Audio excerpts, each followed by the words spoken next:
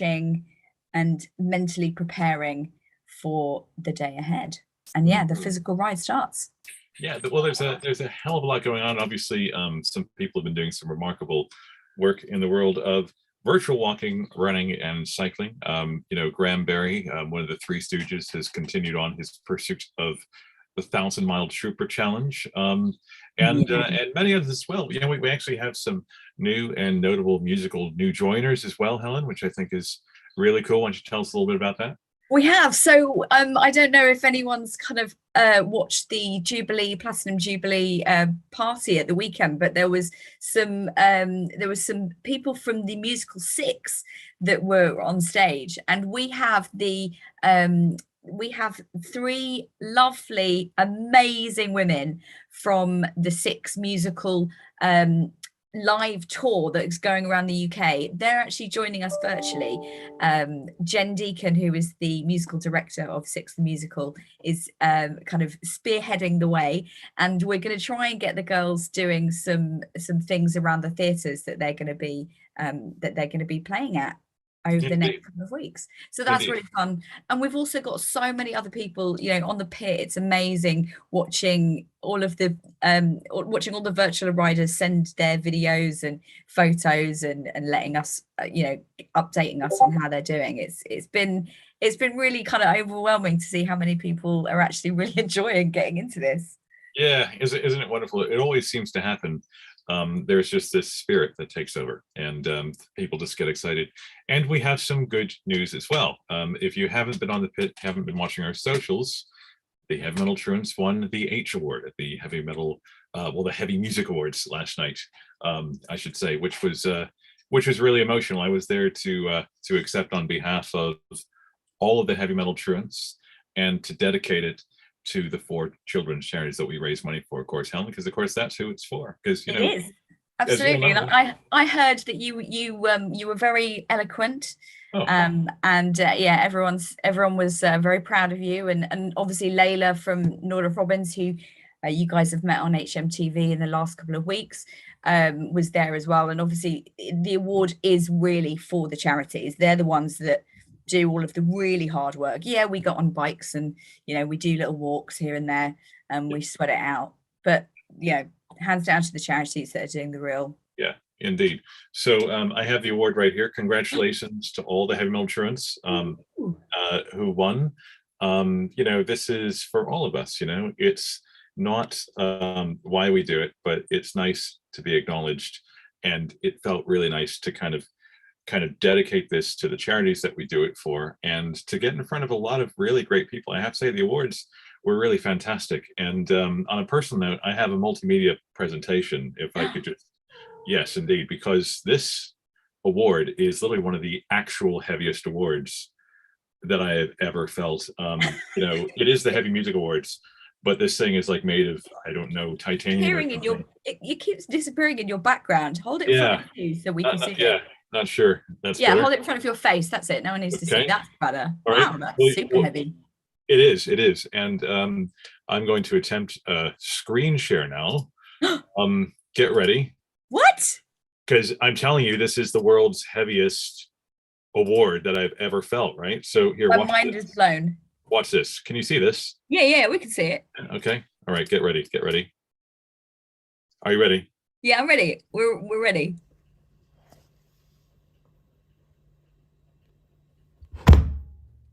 Wow. Yeah, I know. Wait for it. Wow. Yeah, I know. No expense spared in the world of Heavy Metal Truants.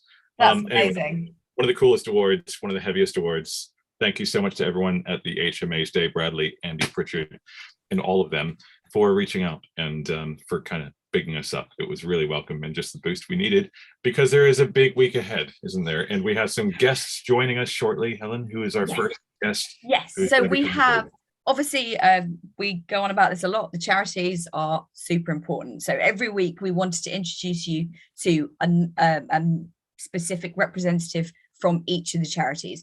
We've done Northrop Robbins in our first week in episode 1. We've done Teenage Cancer Trust last week with Ellie and Alex.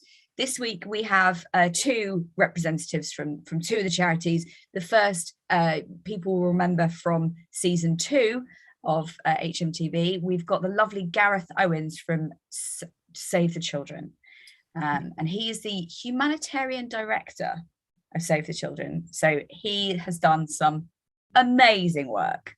Yeah, indeed. Well, yeah, and of course it's important to kind of remember why we're doing it at all times, because of course, you know, we have so much fun doing this. Sometimes you can kind of forget that, well, yeah, there are a lot of people that do this without reward or without award or public acknowledgement or any of those things. And it's definitely something we should all be thinking about when we're getting out there to complete the miles, particularly on the way up. To download this Wednesday. The weather reports are changeable. There are conflicting sources of information. But, I mean, I've seen basically the same report each time, and that's really? Yeah, that's download. Well, yeah, well, look, the worse it is, the better it is. The greater the adventure, the greater the fundraising. As we know, it's meant to be tough. That's why we do it, because it's about commitment. So we'll just have to just muck in. It's going to be fantastic, especially if you're wearing one of those beautiful jerseys, which have just begun turning up in letterboxes all over the place, which look pretty striking indeed. So, yeah, it's going to be a lot of fun. But here to remind us why we're doing it all, of course, is Gareth from Save the Children, and I'm going to bring him in right now. Okay, let's see if this works.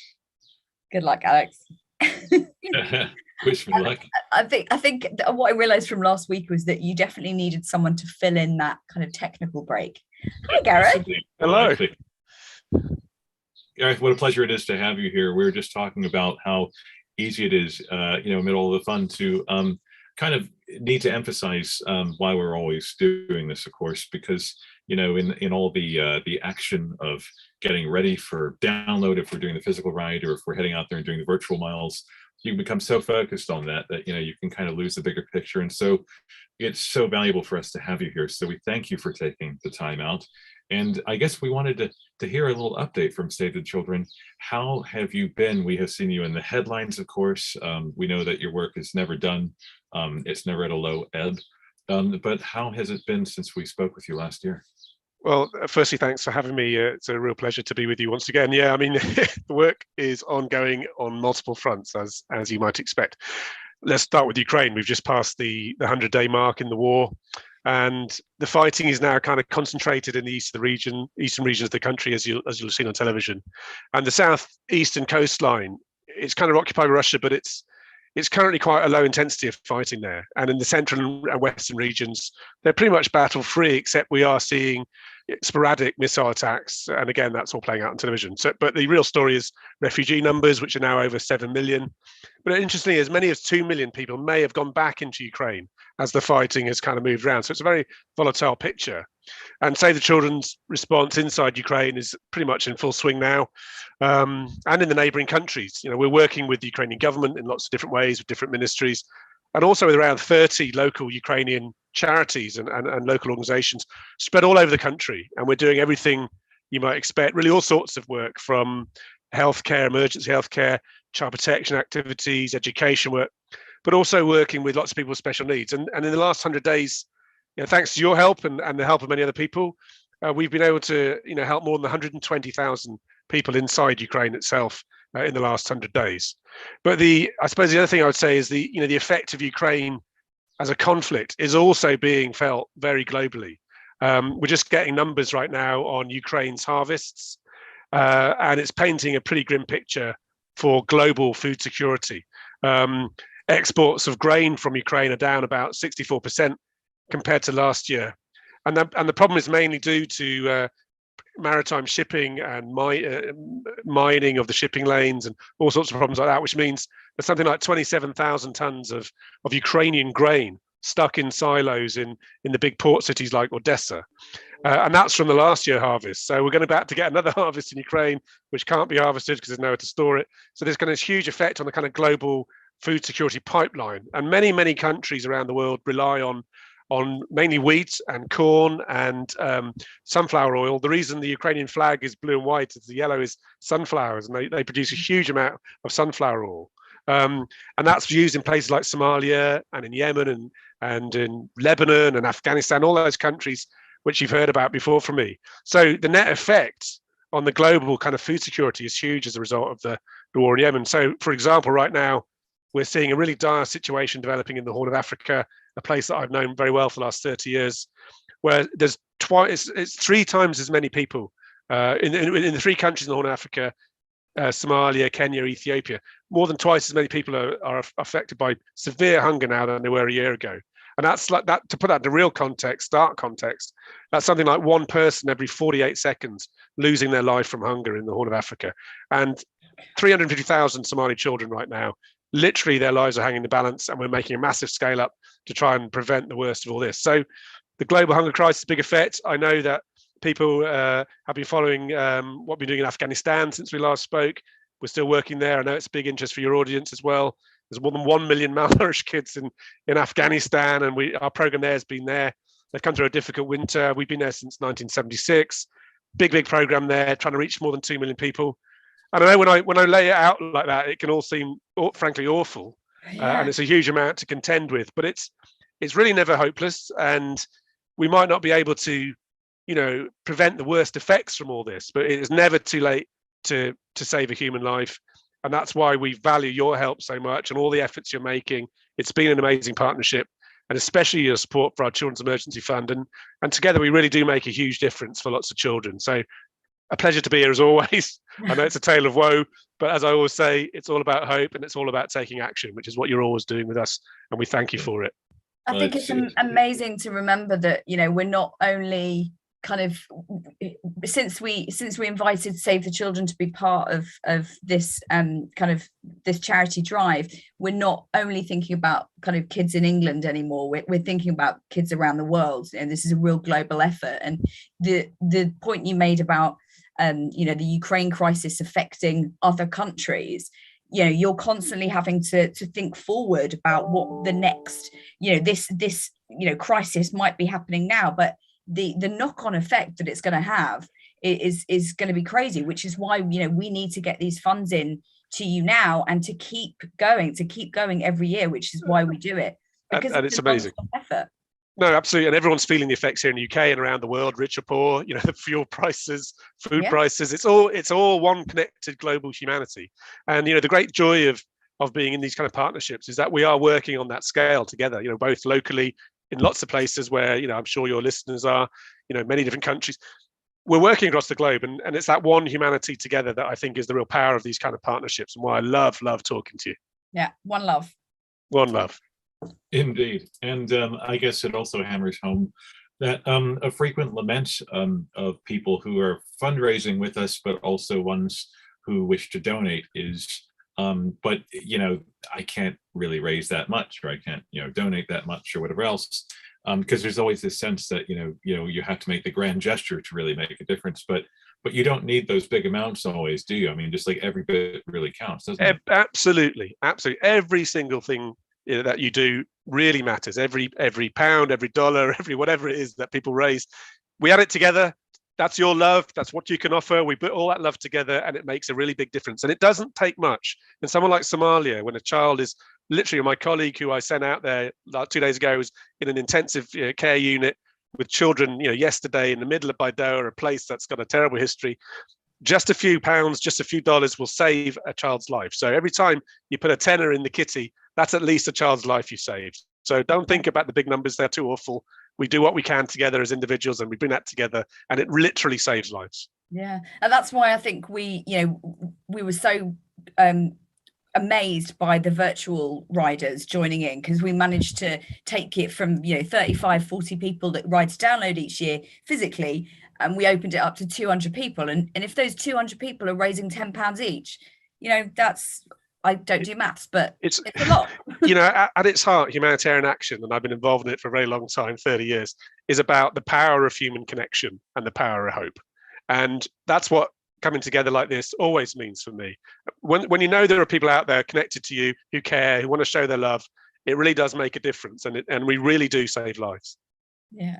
Indeed. Well, powerful words, Gareth. I mean, as ever, I never cease not to be a little emotional hearing it all. not because it's a sorrowful story, but because it's just so motivating. So thank you so much as ever for your time and for giving us a sense of purpose, because this is what we think about the next few days. Thank all of you for what you continue to do. You're an amazing group and we love you. We love you too. Thank you so much, Gareth. All right, be well. Take care. Bye now. Thank you. Bye. It's funny because we obviously moan about, looking at the weather and getting our waterproofs together, but actually none of that matters. When you're out on that bike, what you're doing is you're raising money for the children that are literally dying in countries and that are going through massive hardships that we can't even comprehend what they're going through. Yeah, that's right. And that's why, you'll know, even with the Heavy Music Awards, to their credit, they responded when we said, well, look, we'd love to accept an award, but the truth is we'd really like to big up the charities. So we found a way, and they're doing something. They stepped up because that's why we do it. We don't do it for us, we do it for them. And so we're going to be joined by another one of our charities. This time we have Mike Mcgrath from Childline coming aboard to tell us, how his world has been affected and what's been going on, which is, I guess it's just one of those things. We're not just talking about the pandemic, the knock-on effect that Gareth was talking about. It's really astonishing.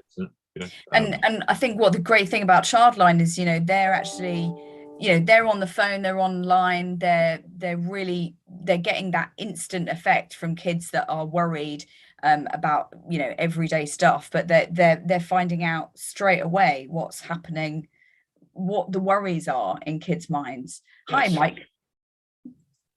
Hi, everyone. How are you? Great to see you. Thanks for coming in such short notice. I know we had to turn it around quite quick. It's all right, don't worry. We had various staff juggling nursery drop-offs, pickups, and the like, but absolutely fine. It's a pleasure to be here. Yeah, the day job. It was great to see you. Mike, I don't know if you've managed to kind of see our HMTV or kind of heard about what we do through Sarah, but it's obviously. Sarah sent me some notes about how things have changed for Childline, and we've talked about that, how Childline became a lot more virtual during the pandemic. But as things are coming back, and as people are coming back to work, and obviously there's so much going on in the world, what's happening with Childline right now? Yeah, no problem. Pleasure to share. And obviously thank you to you all and all of your supporters for everything that you do for us, because it's absolutely amazing and continues to be. And it feels like 5 minutes ago, but it was about 3 years or so ago, I was with some of you on your Childline visit in person. Might have even been 4 years ago now. Yes, I remember, so it's amazing to see how far you guys have come, but also thank you for sticking with us. So, I mean, just to give you, I know I can only speak for a few minutes today, but to give you just a little bit of the context, Childline is as needed as ever. We're still being contacted by children in a whole range of ways every 25 seconds. And understandably, the impact that the pandemic has had in particular on children's well-being, on their anxieties and mental health, but also layered on top of so many different abusive situations and sort of life-changing situations that children the length and breadth of the land are facing on a regular basis, has only shown just how important Childline is. Also, as everyone has experienced in the pandemic, just the huge life changes and the difficulties faced, even for adults to cope with, has been huge. And as you know yourselves from coming in to see Childline, Childline was, at the start of the pandemic, delivered through our 12 Childline bases around the country. A huge strength of the model always was volunteers being there in person, being supervised by experts in person, that camaraderie in the counselling room. And that model had been fantastic and grown for over 30 years. Interestingly enough, not many people will know that a lot of people would regularly ask us whether or not volunteering for Childline could be done at home to make it bigger and more accessible. And understandably, because of the risks involved in children contacting us, but also how the need to support people in the live environments, there was understandably a lot of difficulty around that, but it was something we were regularly looking at. Even though our NSPCC frontline staff and volunteers through Childline were key workers right from the start of the pandemic, we did see about a 40% drop in volunteer numbers in the first lockdown, simply because, say, for example, a lot of our volunteers were retired. They were in at-risk vulnerable groups, and getting to bases in lockdown obviously posed lots of problems. Exactly. However, we did a lot of pivoting in terms of dramatically increasing the amount of online tools that were available to children through Childline. But also our primary school service, understandably, staff and volunteers couldn't go into primary schools. So we did a lot of retraining and adapting internally at the NSPCC. So staff that could no longer do their day job in lockdown started to support Childline, where we were having volunteer gaps.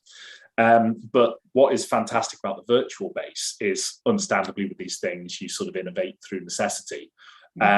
We found a way to start a virtual service, which has not only increased our capacity, but also opened up more volunteering opportunities. So one of the services in Childline we call PIB, which is personal inbox. So children can set up their own secure profile, and they essentially get email counselling where they are supported within 24 hours. And so that is something that we started.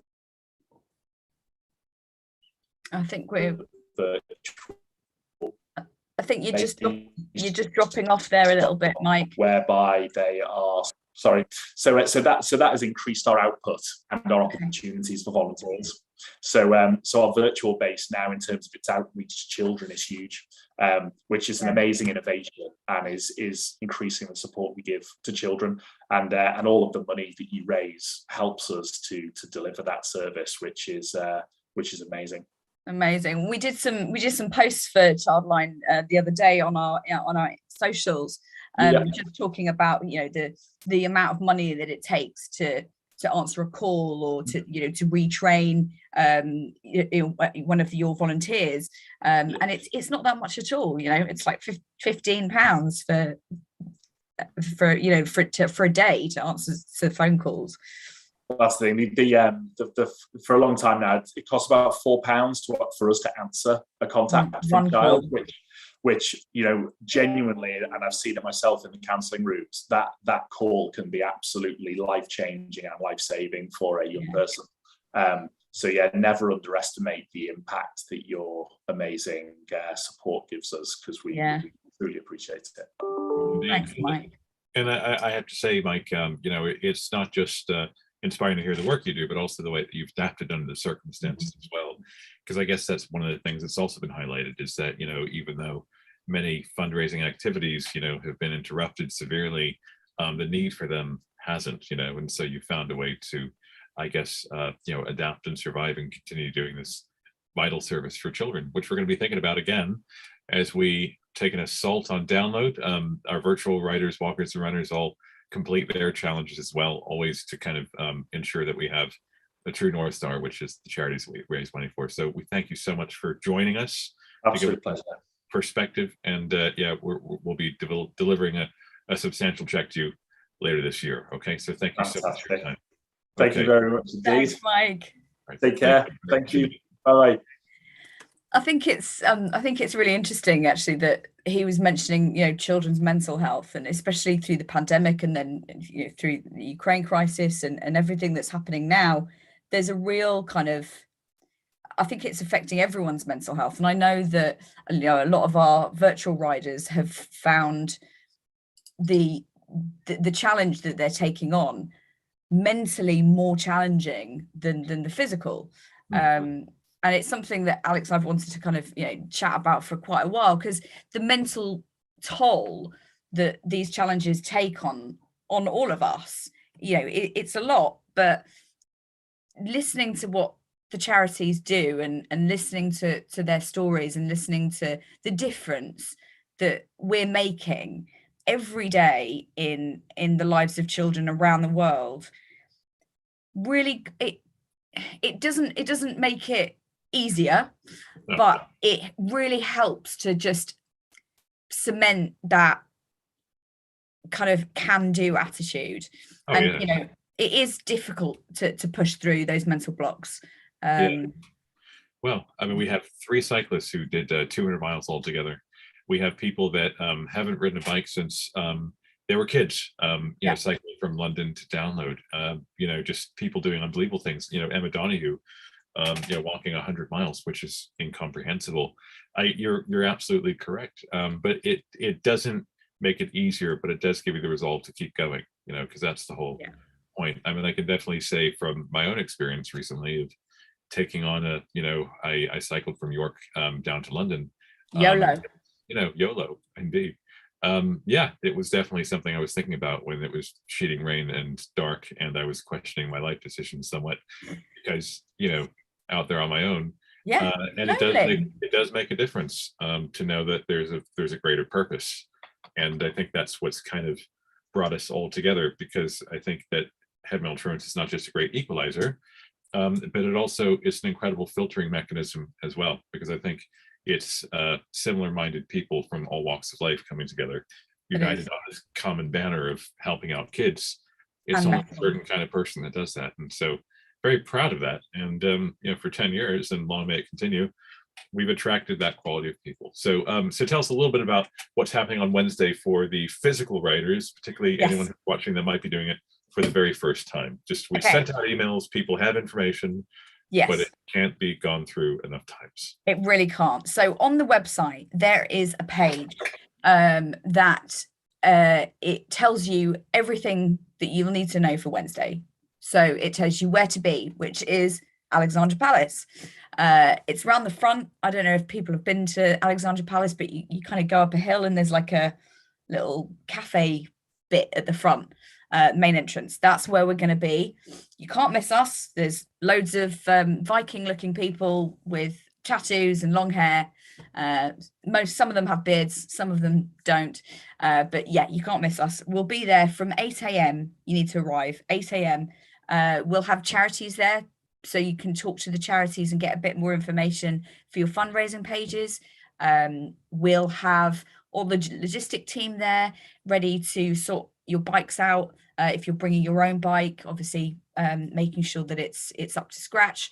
Please, please, please don't forget your cycle helmets if you're coming on the physical ride. That's the most important thing. You will not be able to ride if you don't have a cycle helmet. Safety first.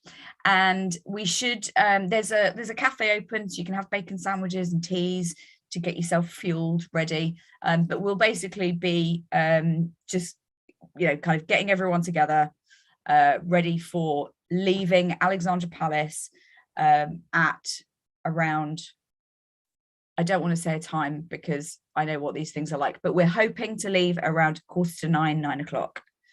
So it's not long. You've got 45 minutes and we'll probably end up talking a bit as well.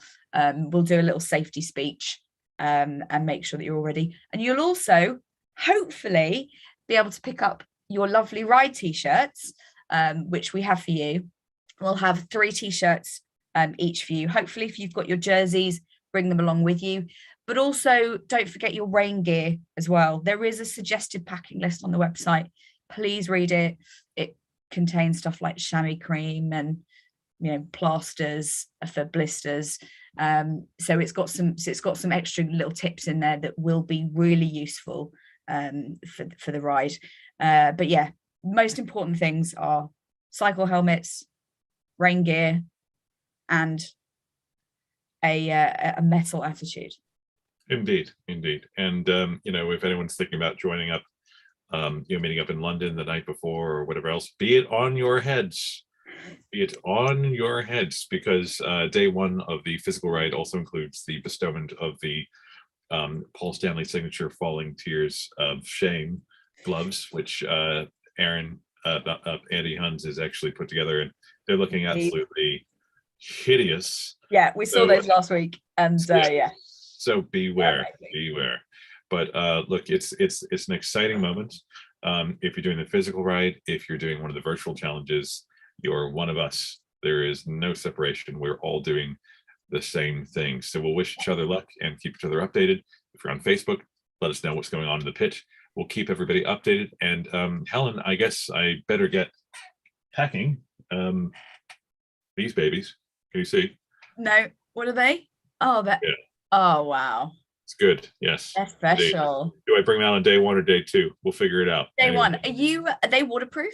Of course not. Why? Why would I bring anything waterproof? It's not going to rain. It's fine. Okay. All right. So we'll be keeping everybody updated. Keep an eye out for newsletter before we go with some important updates. And Helen, I'll be seeing you at Ali Pally on Wednesday. You will. Now, one thing we do need to just say just before we go is we're not going to have a Friday HMTV this week, which is why we're doing it today and why we didn't do it last week. Because we're all going to be at Download Festival, reliving the last 3 days or trying to forget the last 3 days, whichever way it may be. But we will be chatting on Monday, the 13th of June for a general update to give you an update on the fundraising, because obviously that's going to be the most important thing. We're actually, that's funny, we're on 59,000 at the moment. So if we can get to 70 by Wednesday, that'd be awesome. What do you reckon? 11 grand in 3 days? I think we can do that. I reckon we can do that. Well, no, I mean, there is no try. Let's just do it, right? Well, exactly. Yeah, absolutely. Yeah. And then we'll get 80 by the end of Download. Let's do it. Let's just smash the shit out of things. That's what we do. Woohoo! It's going to be good. Okay, guys. Well, look, I'm looking forward to seeing some friends on Wednesday. Helen, as ever, thank you for being this sort of like 8-armed organizational god. You're amazing. Well, we'll be talking to everybody very soon. All right. Any issues, questions, whatever else, get in touch real quick so we can actually sort them for you. And yeah. All right. Well, I'm going to get to packing. Okay. Yeah. All right. Very good. We'll see you soon. Thanks very much, everybody. All right. Bye.